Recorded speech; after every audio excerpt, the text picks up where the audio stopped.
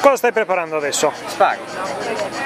Che serve per? Cucire per fare questo lavoro. Anche lo spago lo facciamo a mano perché deve essere grosso e fine in punta per poter cucire. E grosso per mantenere la suola, deve avere quello spessore. Quanto tempo ci metti a fare una scarpa? Una giornata lavorativa. 8 ore.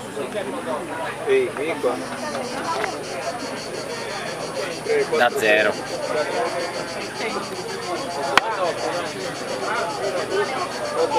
Compreso fare gli spaghi. Dove si possono comprare le tue scarpe?